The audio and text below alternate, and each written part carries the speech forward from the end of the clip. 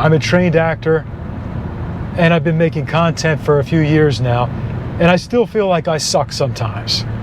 I still feel like, what the heck am I doing? I still feel like, man, what am I doing wrong? I think initially you should definitely experiment with trends. Not easy to stay on top. Be thankful for your highs and for your lows. We have had some really nasty weather. I mean, it has been dark and rainy and humid. You gotta love East Coast weather. All right, guys, before we get going, I gotta head to the dry cleaners. Every guy should have at least one white button up, not button down, because button up would mean there are buttons on the collar here, which a lot of people don't know that, surprisingly. Should have one blue and one white button-up shirt. So, gotta head to the dry cleaners. I really want to get back out to another trail, do some exploring outdoors, shoot some content, but the weather it's just been really bad. I plan to go to Jug Bay, Kings Landing, Calvert Cliffs, some local areas in Southern Maryland, for those of you that don't know. Hopefully in the next few weeks. It has just been raining nonstop, unfortunately. All right, just dropped the clothes off. $11.90 for 2 shirts for dry cleaning. I don't know. I don't have to wear a shirt and a tie. I don't have to get dressed up for work, so I don't do dry cleaning that often anymore. It seems like it's getting more expensive. I mean, I guess everything is, right? Every guy needs a good white shirt and a good blue shirt. You don't really have to wear a tie anymore for the most part, but you got to have a good white button up and a good blue one as well. I think I prefer the blue, actually. I get sick of wearing white. White can get kind of boring. Now we're off to the gym. But first, we're going to talk about what you should know before you become a solo content creator. And most of you, when you're starting out, are going to be solo content creators. You're going to be a one-man show or one-woman show, doing all the work, the filming, the editing, the scripting if you script, scouting locations, or just shooting in your car like I am, doing the research, doing everything. You're going to be a jack of all trades. If you're somebody that's used to working for an hourly wage or a salary, it may come as a shock to you because you may not get paid for a very long time, or you may never get paid. Making money as a content creator isn't as easy as people make it out to be. You're going to come across a lot of information, both good and bad. It's going to be overwhelming. Take it all with a grain of salt, because one of the easier ways to make money online is to tell other people how to make content and to sell courses. So there are lots of people doing that, thousands and thousands of people doing that. Look for the free advice. Get as much of the free advice as you can. And be very skeptical of any courses for sale. Not that some of them aren't good, but just that a lot of them are just regurgitating information that you can find out on your own. When it comes to short form content and trends, I think initially you should definitely experiment with trends because they can help you get out of your comfort zone. It's a great way to get out of your comfort zone.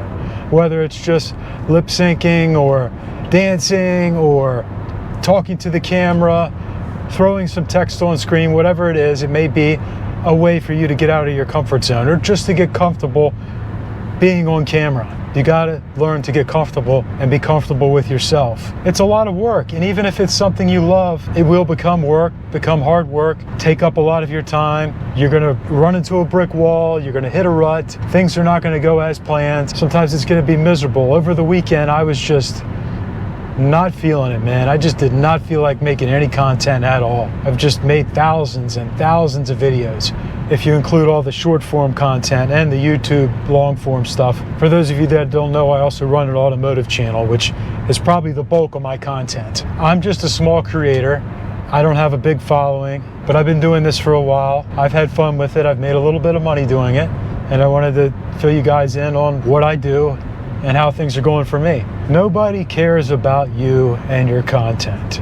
You've probably heard that one before, and it's true. Your friends don't care, your family doesn't care, or they don't understand, and you shouldn't expect them to. If you're expecting a lot out of a person, expect them to watch and engage with all of your content and to actually enjoy it. Separate your friends in real life from your friends online. Don't judge anybody for what they do online. What I mean by that is, just because your old buddy from school isn't engaging with you online doesn't mean that he's not a good friend in real life. It doesn't matter, and don't dig into it. Oh, but he engages with so-and-so, my other friends, but he doesn't like... I mean, listen to yourself. Listen to yourself. So many people say that. Don't get caught up in that. We cannot control what other people do, what other people think, if other people like us or not. None of that matters. You will find your people. If you put yourself out there consistently and be authentic, be yourself, your people will find you. You don't want to be desperate. That seems desperate when people are oversharing and asking for engagement, begging for engagement. I mean, let me clarify again. There's nothing wrong with asking for engagement. I believe in asking people to follow me, to subscribe to me. But don't go overboard. Just leave it at that. Put it in your video. Hey, I'm a new channel. I'm trying to grow my following. Please give me a subscription if you like what you see. Keep it simple like that. But don't keep tabs on what people are doing, especially your friends and family. Don't keep tabs. There's too much of that going on. We see a lot of that on TikTok these days. But back to the trends. So you should definitely do the trends to get out of your comfort zone. But at the same time, unless you really love doing trends and you really have a knack for it, it's a good way to burn out. You're just chasing that instant high, that instant viral video, which happens when you do the trends on TikTok and on Instagram. You can go viral, but it's fleeting. It doesn't last long.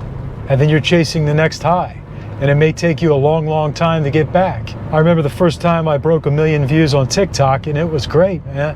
You know, I thought, man, this is working. This is really working. And it took me a while to get back there. Then I finally got back there again. And then on Instagram, I hit 2 million, I hit 3 million on 3 or 4 videos. And that was over a year ago. That was a year and a half ago. I haven't had any success close to that. But I will consistently get a few thousand views and a lot of comments and a lot of engagement. And my accounts are growing. And that's really all that matters, because you want to build a strong community, even a small one. You don't need to have millions of followers. On YouTube, this channel's still new, so I've got a long ways to go. We're around 325 subscribers, thanks to those of you that are subscribing to me. And on my other channel, I have a little over 7,000, my automotive channel. And on that channel, that really took off when I made a video about why you should buy an older car, or why it's better to buy an older car instead of a new car. And that video is up to 150,000 views, and I got the bulk of my subscribers, at least 60% of my subscribers on that channel from that one video. I've had a few other videos hit 20,000, 15,000, 10,000, and I've been happy with that. It's nothing life-changing as of yet, but hey, we're headed in the right direction. And on this channel, my newest channel, my sneaker review of the New Balance Fresh Foam hiking shoes, I think has 4,600 views. That's the most views that I've done so far on this channel. The sneaker reviews seem to do really well. I do like sneakers. I'm more interested in making hiking videos, hiking, going to trails. They haven't been doing as well, but I'm okay with that because they're slowly growing. They have the ability to go evergreen, which means somebody could search for that 5 years from now. A video on Point Lookout in Maryland or Solomon's Island, somebody could see 5 or 10 years from now. That's what we call an evergreen video. It can grow forever, potentially. And I'm keeping it really small, low budget with this channel, doing as much local activities as I can. That way it doesn't cost me a lot of money. I take a local trip to a state park or go hiking on a local trail, and it doesn't cost me a dime just to get, well, just the gas to get there. And I am going to start doing more expensive trips. I did vlog my New York trip last fall, and I'm going to be doing more trips like that, but I'd rather wait and try to maximize what's around me, because once you start spending money, it's easy to get caught up in that, and then you can get to the point to where you're spending thousands and thousands of dollars or tens of thousands of dollars, but maybe your videos aren't, getting enough views, or it's not, the juice isn't worth the squeeze. So there's a place and a time for that. I would gradually increase your budget as time goes. Get comfortable locally in the beginning. Get comfortable with who you are and where you are in life, and everything else will come. And I've said this before in other videos, just try to get 1% better each and every day. That's all you can do. Don't try to do everything at once. I'm guilty of that. I want to be on TikTok, Instagram, YouTube, go live, make amazing edits, get a drone, script everything out, edit my videos, shoot in log so I can color correct, you know, and then before you know it, and you do all this work, you put all this work into a video, and it gets nowhere, because there's a good chance that can happen. You could spend 20 or 30 hours on a video, and it might only get 20 views if you're lucky. Maybe not even 20 if you're new. That's reality, okay? Be ready for it, accept it. Don't worry about that. Trust the process. It's a learning process. Turn on the camera and hit record. Learn some basic editing skills. If you watch my videos, I keep it very simple. You have a good microphone, have a good camera. Can be your phone, doesn't have to be anything fancy. You want to be able to shoot in 4K, you have to be able to do that. And you want a good microphone. I would like to bring up, I'm not really a fan of faceless channels, just with all the AI that's coming. And it's getting much, much harder to distinguish what is AI and what isn't. And you need to put yourself out there. People need to see you, especially if you want to gain access to sponsors, endorsements, or be an affiliate, sell products, you know, make some extra money. It could be harder to do that with faceless channels. And I know some people have been very successful, but the uniqueness of you cannot really be replicated. And you yourself is enough to be different, is what I'm trying to say. Now, if you're really good with editing, filming content, shooting content, researching content, repurposing content, then by all means do a faceless channel. I'm not saying you can't do it. I'm just saying that you could be potentially missing out on something. And they're not as easy, even faceless channels are not as easy as people make it out to be. I've seen people say, oh, I run 10 faceless channels and I make $2 million a year. And it's, you know, that's just so much BS out there about creating content.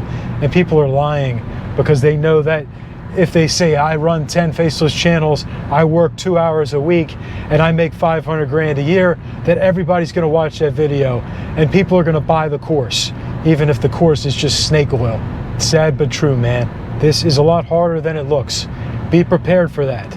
Be prepared to suck.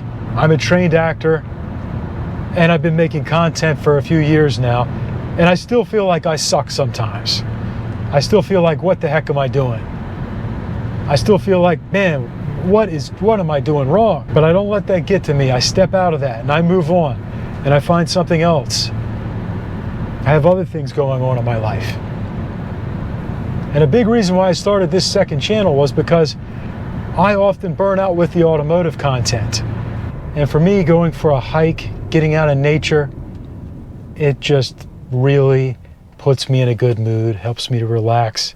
So I thought, why not start vlogging and recording those, you know, just for me, if not for anyone else. If nobody watches, hey, that's okay. If it does well, that's cool too, you know. Just my 2 cents. Be cautious of everything you come across online. I cannot stress that enough. It's not easy. And even if it is easy, even if you do blow up really fast, you have to stay there. And it's tough to stay on top. It's in any industry. So remember that. If you start blowing up and you start doing well, first of all, the trolls are going to come after you. And second of all, you got to stay up there. It's not easy. It's not easy. Algorithms change, people change, followers, subscribers get bored easily. They do. It's nothing against them, but they do. It's easy to get bored in today's world. So it is not easy to stay on top. Be thankful for your highs and for your lows. Thanks for watching, guys. Please like and subscribe, hit that notification bell, and I will see you next time.